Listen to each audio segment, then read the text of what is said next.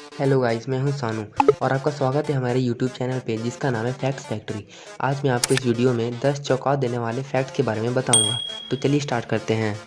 पूरे हफ्ते काम करने के बाद हम सभी को संडे का इंतज़ार रहता है, क्योंकि संडे को सभी ऑफिसेज, स्कूल्स एंड कॉलेजेस बंद रहते हैं। पर क्या आपने कभी सोचा है कि आखिर संडे को ही छुट्टी क्यों होती है? तो हुआ ये था कि जब भारत में ब्रिटिश शासन था तब मजदूरों को सातों दिन काम करना पड़ता था। उन्हें कोई भी छुट्टी नहीं मिलती थी। हर संडे को ब्रिटिश अधिकारी चर्च जाकर प्रार्थना करते थे, परंतु मजदूरों के लिए ऐसी कोई परंपरा नहीं थी। उस समय श्री नारायण मेघाजी लोखंडे मजदूरों के नेता थे। उन्होंने ब्रिटिशर्स के सामने प्रस्ताव रखा कि 6 दिन काम करने के बाद सप्ताह में एक दिन अपने देश और समाज की सेवा करने के लिए भी मिलना चाहिए और संडे को साप्ताहिक छुट्टी के रूप में घोषित करना चाहिए। लेकिन ब्रिटिशर्स ने उनकी बात नहीं मानी और 7 साल के लंबे संघर्ष के बाद 10 जून 1890 को ब्रिटिश सरकार ने आखिरकार रविवार को छुट्टी का दिन घोषित कर ही दिया। Guinness book of world record के अनुसार वाइन की सबसे बड़ी बोतल आंद्रे बोगल द्वारा बनाई गई थी। यह 4.17 मीटर लंबी है और इसका व्यास 1.21 मीटर लंबा है। इसमें 3094 लीटर वाइन आ सकती है। 2014 को स्विट्जरलैंड के लिचास में इसे मापा गया था। आप कोरोना वायरस के बारे में तो जानते ही होंगे, जिसने पूरी दुनिया में हाहाकार मचा रखा है। पर क्या आपको पता है कि आखिर इस वायरस का नाम कोरोना ही क्यों रखा गया? शायद नहीं। दरअसल लैटिन लैंग्वेज में कोरोना का मतलब होता है क्राउन या मुकुट। कोरोना प्लाज्मा की एक आभा को भी कहा जाता है, जो सूर्य और अन्य सितारों के चारों ओर होती है। सूर्य का कोरोना बाहरी अंतरिक्ष में लाखों किलोमीटर तक फैला होता है, जिसे पूर्ण सूर्य ग्रहण के दौरान ही देखा जा सकता है। जब साइंटिस्ट ने कोरोना वायरस को इलेक्ट्रॉन माइक्रोस्कोप से देखा तो उन्हें ये वायरस सूर्य के क्राउन जैसा दिखा। दरअसल यह वायरस गोल है और इसकी तरह पर सूर्य के कोरोना की तरह प्रोटीन की शाखाएं उगी हुई है, जो सूर्य के किरणों की तरह फैलती हुई महसूस होती है। इसी कारण इसका नाम कोरोना रखा गया था। क्या आपने कभी ध्यान दिया है कि जब मच्छर काटता है तब पता नहीं चलता, लेकिन कुछ देर बाद लाल दाग हो जाता है और खुजली होने लगती है। पर क्या आपको पता है कि खुजली के पीछे का कारण क्या है? मच्छर हमेशा गंदी नालियों में ही जन्म लेते हैं, क्योंकि मच्छर ज़्यादा नमी वाले स्थानों में अंडे देते हैं। इन मच्छरों को जीवित रहने के लिए गर्म रक्त वाले जीवों के खून की आवश्यकता होती है। दरअसल मच्छर अपनी सूंड या डंक की सहायता से काटती है, जिसके कारण स्किन की बाहरी लेयर में छेद हो जाता है और ब्लड वेसल भी प्रभावित होती है।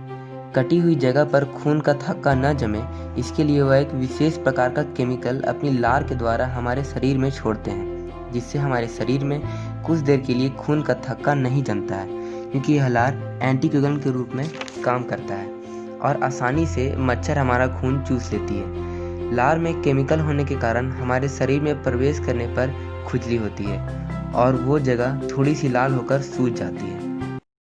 भारतीय रेलवे प्रतिदिन लगभग 2.5 करोड़ यात्रियों को उनके स्थान पर पहुंचाती है। इसके अलावा भारतीय रेलवे ने 1.4 मिलियन से अधिक लोगों को रोजगार दिया हुआ है। भारतीय रेलवे दुनिया का चौथा सबसे बड़ा रेलवे नेटवर्क है। क्या आपने कभी रेल की पटरियों के बीच रखे पत्थरों पर ध्यान दिया है? उन्हें देखकर आपके मन में ये सवाल जरूर आता होगा कि आखिर ये पटरियों के बीच पत्थर ही क्यों बिछाए जाते हैं? तो इसके पीछे एक वैज्ञानिक कारण है। शुरुआती दौर में रेलवे ट्रैक का निर्माण स्टील और लकड़ी के पटरों की मदद से किया जाता था, लेकिन आज के समय में लकड़ी के पटरों के बदले सीमेंट की सिल्लियां का प्रयोग किया जाता है, जिसे स्लीपर्स भी कहा जाता है। पत्थरों को बिछाने का उद्देश्य लकड़ी के पटरों या सीमेंट की सिल्लियों को अपने स्थान पर मजबूती के साथ रखना है, ताकि सिल्लियां रेलवे ट्रैक को मजबूती के साथ पकड़े रहें। दरअसल जब ट्रेन चलती है तो उससे जमीन और पटरियों में कंपन पैदा होता है। इसके अलावा तेज धूप से पटरियां फैलती हैं और सर्दियों में सिकुड़ती भी है। पटरियों के बीच पत्थर होने का कारण ट्रेन का पूरा भार इन पत्थरों पर चला जाता है, जिसके कारण कंपन, पटरियों का सिकुड़ना और ट्रेन का भार सभी संतुलित हो जाते हैं। आपके स्कूल में बस तो होगा ही, पर क्या आपको पता है कि बस का रंग पीला ही क्यों होता है? ये तो हम सब जानते हैं कि लाल रंग का वेवलेंथ सबसे ज़्यादा होता है और लाल रंग आसानी से बिखरती भी नहीं है, इसलिए लाल रंग हमें दूर से भी स्पष्ट दिखाई देता है। क्योंकि लाल रंग आमतौर पर सावधानी के साथ जुड़ा हुआ है, यानी डेंजर के लिए हम लाल रंग का इस्तेमाल करते हैं। इसलिए यह स्कूल बस को पेंट करने का अच्छा विकल्प तो नहीं होगा। बस को पीला पेंट करने का सबसे बड़ा कारण ये है कि इसे हम दूर से भी बहुत आसानी से देख सकते हैं। बारिश, कोहरा या ओस में भी इसे आसानी से देखा जा सकता है। अगर हम बहुत सारे रंगों को एक साथ देखें तो पीला रंग सबसे पहले हमारा ध्यान आकर्षित करता है। वैज्ञानिकों के अनुसार पीले रंग का लेटरल पेरिफेरल विजन लाल रंग की तुलना में 1.24 गुना ज़्यादा आकर्षण होता है। बारिश सबको अधिकतर अच्छी लगती है।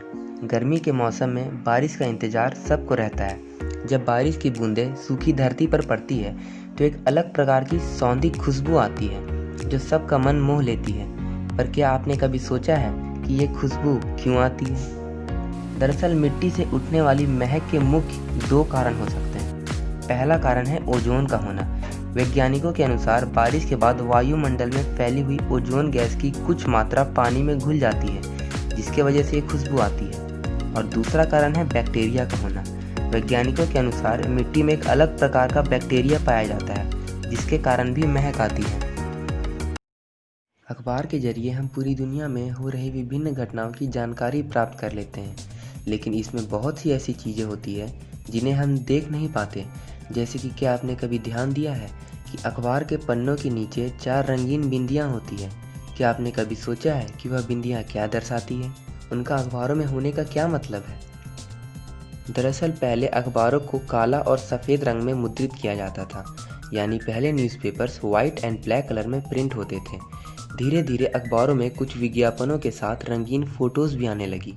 जैसा कि हम जानते हैं कि इनमें 4 रंग होते हैं, नीला, गुलाबी, पीला और काला। ये 4 बिंदियाँ CMY के क्रम में बनी होती है। C का मतलब होता है सियान, प्रिंटिंग में इसका मतलब है नीला। M का मतलब होता है मैजेंटा यानी गुलाबी। Y का मतलब है येलो यानी पीला और K का मतलब है ब्लैक यानी काला। इन 4 रंगों के सही अनुपात को जोड़कर किसी भी रंग को प्राप्त किया जा सकता है। एक इमेज को प्रिंट करने के लिए इन सभी रंगों की प्लेटें एक पेज पर अलग से रखी जाती है और छपाई करते समय एक ही लाइन में होती है। क्या आप जानते हैं कि यही CMY के मार्क बुक्स को प्रिंट करते वक्त भी होता है, लेकिन पेजेस को काटते वक्त इसे हटा दिया जाता है। रात में कहीं घूमते वक्त या जब आप रात में कहीं घूमने गए होंगे तो अक्सर आपने ध्यान दिया होगा कि कुछ जानवरों की आंखें अंधेरे में चमकती है, जैसे कि कुत्ता, बिल्ली, शेर, चीता, तेंदुआ और भी कई जानवर हैं। कई बार अंधेरा होने के कारण जानवर का शरीर नहीं दिखता है, परंतु उसकी आंखें जुगनू सी चमकती है। क्या आपने कभी सोचा है कि ऐसा क्यों होता है?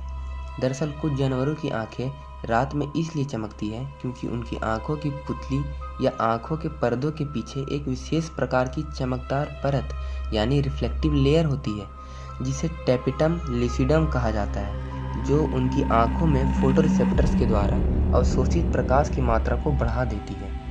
इसे ऐसे भी समझा जा सकता है कि ये परत प्रकाश को परिवर्तित करती है और इस परत के कारण ही जानवर अंधेरे में भी आसानी से चीज़ों को देख पाते हैं। बचपन में आपने गुल्लक में पैसे तो ज़रूर जमा किए होंगे, जिसे आप पिगी बैंक भी बोलते हो। पर क्या आपको पता है कि गुल्लक के निशान को पिग की पिक्चर से ही क्यों दिखाते हैं? दरअसल 15वीं सदी में धातु बहुत महंगी होती थी। इसी कारण घर के बर्तन बनाने में धातुओं का प्रयोग नहीं के बराबर किया जाता था। उस समय घरेलू बर्तनों के निर्माण में धातुओं की जगह पिगी नामक एक किफ़ायती मिट्टी का प्रयोग किया जाता था। स्त्रियां अपनी बचत को पिगी मिट्टी के जार में रखती थी। इस कारण उस समय उस जार को पिगी बैंक या गुल्लक के नाम से भी जाना जाने लगा। 19वीं सदी में जब अंग्रेजी कुम्हारों को पिगी बैंक या गुल्लक बनाने का ऑर्डर प्राप्त हुआ तो उन्होंने पिग की शक्ल जैसी गुल्लक का निर्माण करना शुरू किया, क्योंकि अंग्रेजी में सुअर को पिग कहा जाता था। बस तब से गुल्लक को पिग के आकार में बनाया जाने लगा। तो गाइस, अगर आपको ये वीडियो अच्छा लगा हो तो लाइक और सब्सक्राइब करना ना भूलें और कमेंट में ज़रूर बताएं कि आपको सारे फैक्ट्स में से सबसे अच्छा फैक्ट कौन सा लगा। Thank you.